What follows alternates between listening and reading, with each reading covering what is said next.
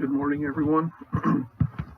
I'd like to take a little bit and talk about the biblical calendar. There's a lot of frustration, a lot of anger, contention between different fellowship groups over calendar, and people will get just vicious over what they believe to be the right calendar. And I'm going to share some things. This is what I believe to be correct, but I want to put forth some evidence for you to look at. Not that I don't have the authority to tell you how to discern your scripture. It's your job. But when you go out to do something, you need the proper tools, and whatever job you set to do, if you don't have proper tools, you're not going to be able to complete the job correctly. So what we have is a Bible. We have a Strong's Concordance, and we have word etymology. And concerning word etymology, this is a huge factor with everything we search. The Freemasons were established in 1500. William Shakespeare was a master mason. This may not mean a lot to a lot of people, but to those that understand who they are, it should speak volumes to you. Shakespeare is known to have added over 1,700 words to the English language and influenced the change of the change of definition between 3,000 to 5,000 words. And we see that the change in definition is just terrible. If you take the word nice, N-I-C-E, okay, you've been called a nice person, you tell your wife she's a nice person. If you go back to the origin of that word, it means stupid,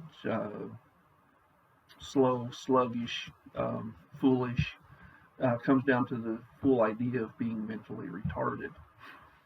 So we use the word nice with a completely different use today. The word luxury. Okay, everybody's they get up at 5 o'clock in the morning, they get ready for work, go out, they do their 8 to 10 hour day, and they come home and they're trying to establish a better luxury lifestyle. That word luxury, go back before that 1500 era, and you're going to find out that word means sexual intercourse. So there were just two words that we're very familiar with, and you see the complete upside down use of their meaning. So when we go through scripture, the terms that we use, people will throw out there because they have a modern understanding of a word, and they've got a mental picture of how scripture should be, and without going back and studying thousands and thousands of words, it's learning a new language and trying to get an understanding of language and how does this apply to scripture, because when these words are used in a reversed or completely violated definition, it changes the meaning of scripture. So it takes a lot of work to search out things and put them in context, because now I see a change here, and a lot of it is absolutely intentional, where they've changed the definition of these words, and they lead us into false beliefs. So concerning this calendar issue, I want to take a few minutes and address that. And there's a lot of people that reject the idea of looking at the celestial lights to guide for a calendar. But I'll ask you this: can you tell when a day is without the sun being up? Can you tell when night is without the sun being down? So do you use the celestial signs to tell time? In Genesis, Exodus 12:2, Yahuwah said to Moses, "This shall be unto you the beginning of months. It shall be the first month, the first year." Well, that word for months is Hebrew, from the Strong's, it's Hebrew 23:20, Hodesh or Chodesh. Pick your own pronunciation. It's a foreign language, so I'm not going to try to correct anybody on their pronunciation of a foreign word, but let's look at the definition. It says new moon, a month, months, month throughout the months, new moon. So we've got this idea from Hebrew or from Jewish traditionalism that the new moon is the dark moon. We were taught that when we were in grammar school, that the new moon is the dark moon, but that's not true biblically. The new moon is the full moon, and it takes a lot of discernment, a lot of studying, but this word Hodesh is used 283 times in the Old Testament, and it's used for dates. So starts out in Genesis 7:11, in the 600th year of Noah's life, the second month, there's that Hodesh, on the 17th day of the month, Hodesh again, excuse me, the same day were the fountains of the great deep broken up, and the windows of heavens were open. So that word is used from Genesis 7:11 throughout the Old Testament, and it's used 49 times as Yahuwah speaking dates to Moses and to the prophets. So those people that want to come against that word and tell you that it does not mean moon, there's some things that we have to look at, because when we get to Numbers, when Yahuwah told Moses to number the children of Israel from a month old and upward. So if that word does not mean moon and new moon, which is the beginning of the month, then the children that were not 30 days old weren't numbered. But if that word means moon and new moon, then we can go back and establish when the command was given and determine a better understanding of that. So if Yahuwah said to number the children from a Hodesh, new moon, and upward,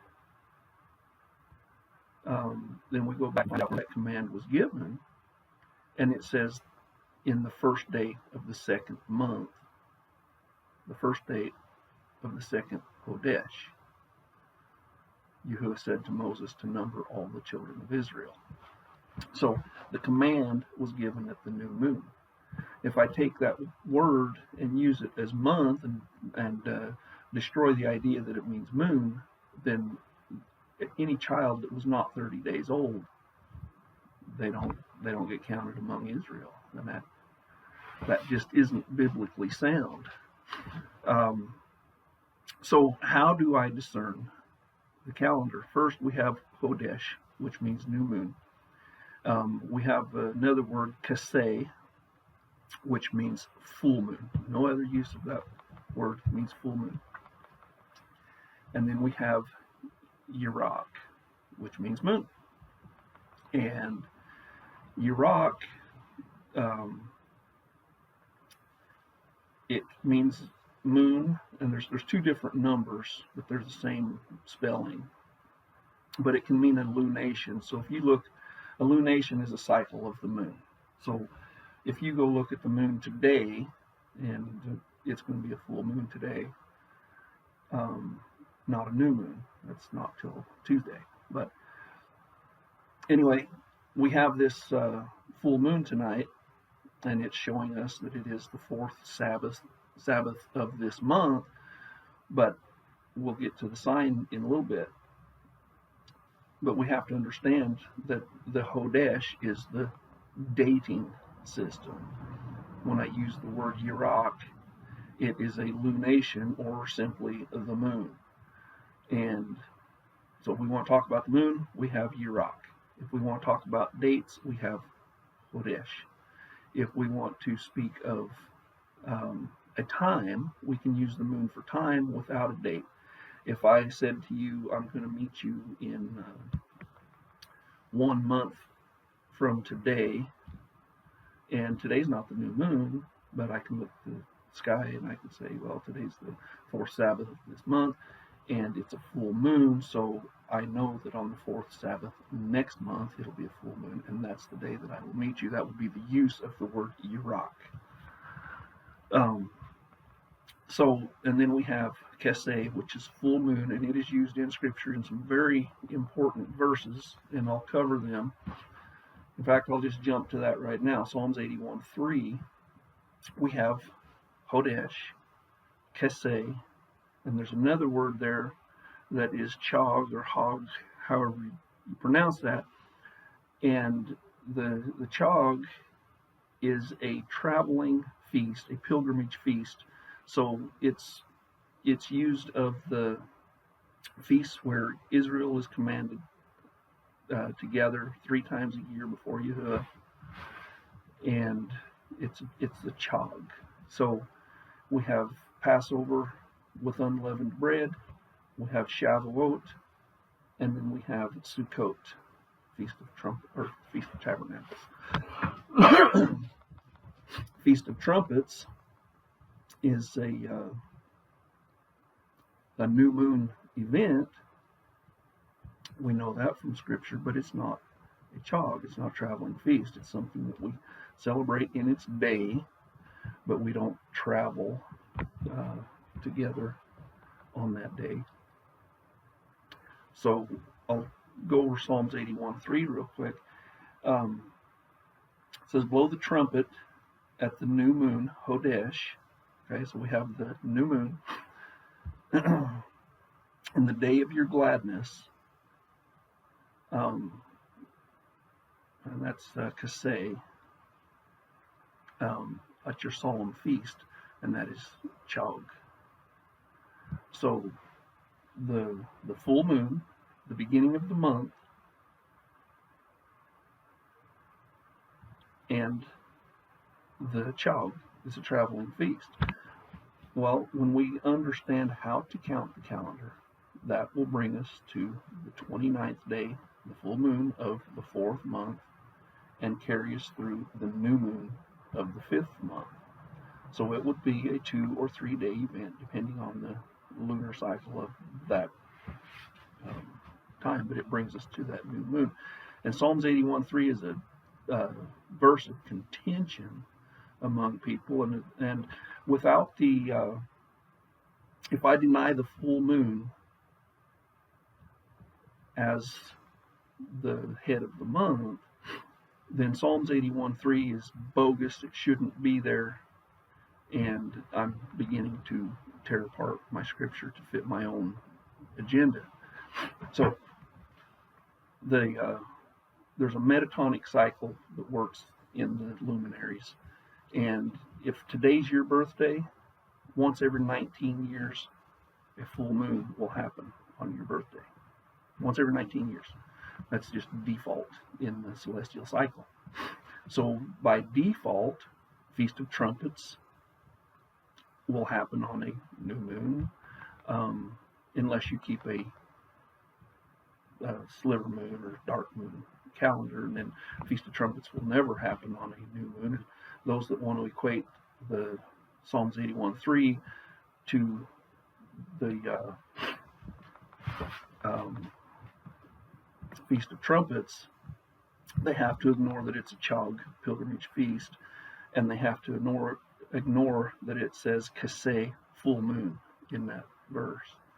And they will go to Jericho, and the city was destroyed, and said never to be rebuilt again, nor anybody to dwell there. Well,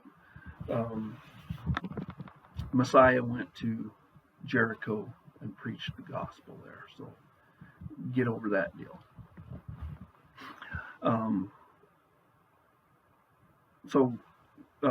When we get into the New Testament, there's 2 or 3 words for moon and months, and it is the same thing. Of course, we have the Greek words, but they're relating the same idea, that we have the moon is, you have lunar cycle, or you have the month based upon the moon. So many people keep they start their year at the equinox. So I'll put this out there to any and everyone, not to be challenged as boastful and prideful, but if you're going to teach that the equinox is the beginning of the year, then teach me how to observe the equinox.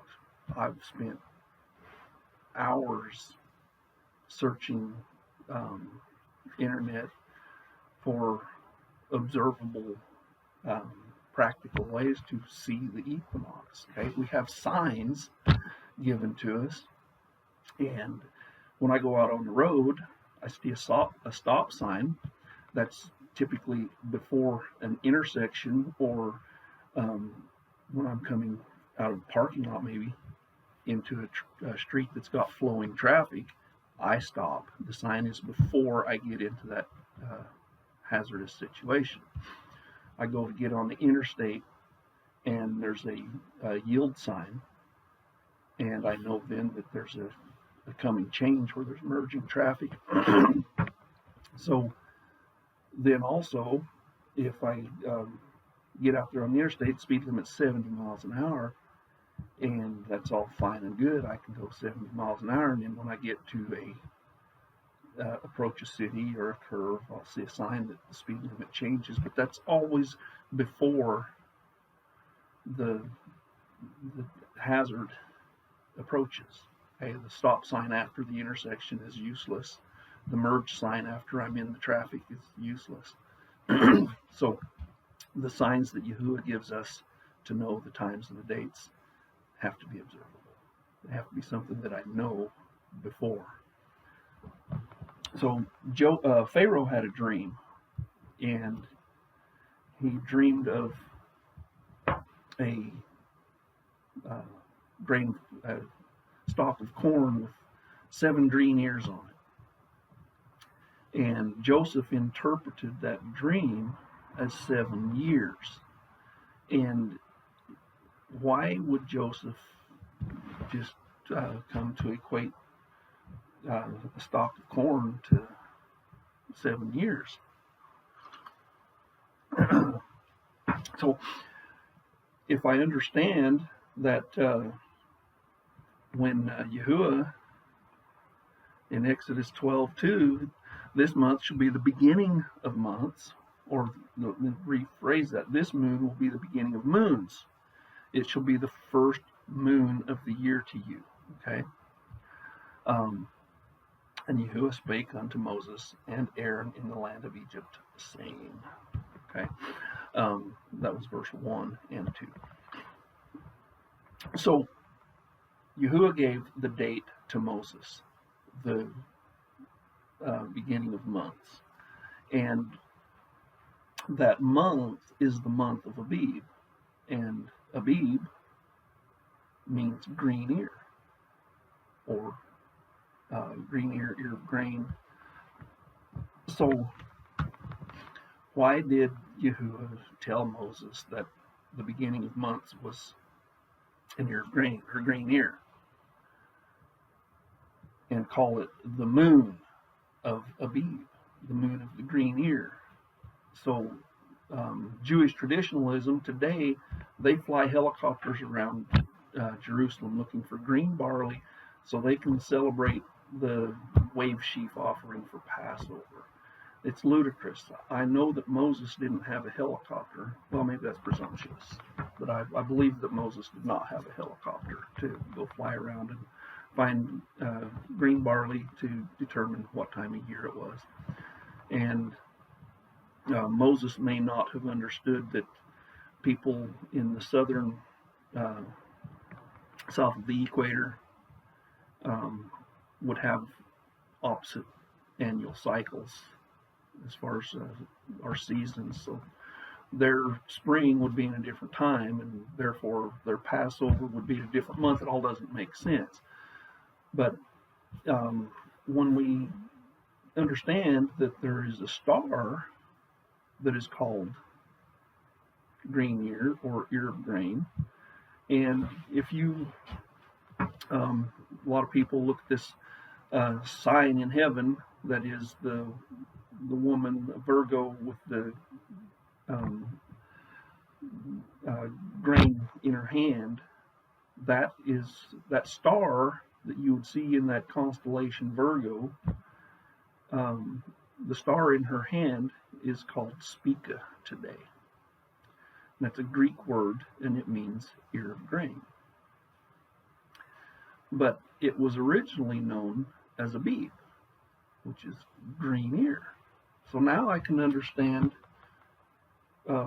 maybe how Joseph understood that Pharaoh's dream was years. So let's take a little bit to discern this. Our lunar cycles, okay, every month, and probably all of you have seen this and not thought much of it, but once a month you'll see the full moon on the horizon coming up at sunset.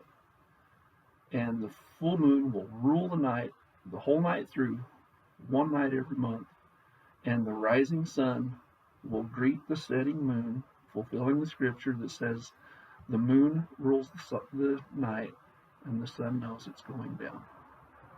This happens one time every month. So then in a year, we put stars into the rotation, and this star, Spica Abib, will be lined up with the moon. So as the moon is rising, this star Abib will rise with the moon. Now we have the moon of Abib. Through the night, that star will rule with Abib. So you have the moon and Abib coming up, and through the night Abib overtakes the moon and sets ahead of the moon. So we have the sign of Abib.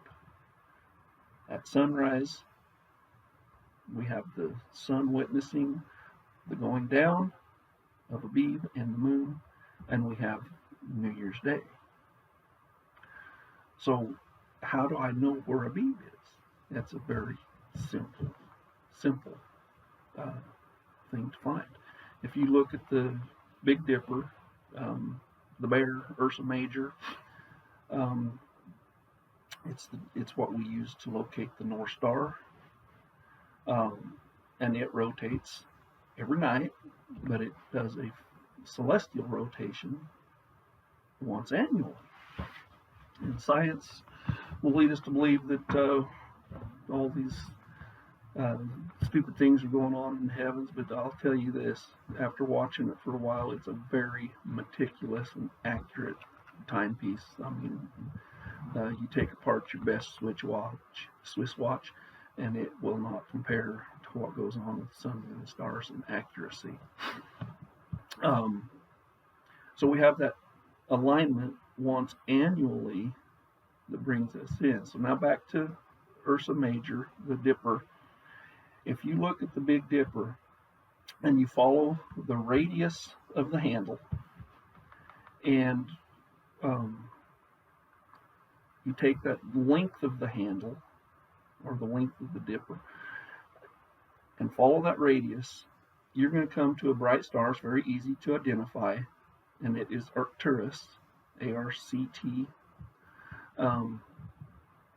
Arcturus, very bright, very dominant, visible in the night sky. And then you continue that curve for that distance again, you'll come to another bright star, and that is Spica. If you look on charts today, program Stellarium is one that we use, and Spica is very easy to locate, and that is the star Abib. So we have the moon of Abib that brings us into our new year. So now I want to look at the equinox for a second, because I needed to discern this and understand it.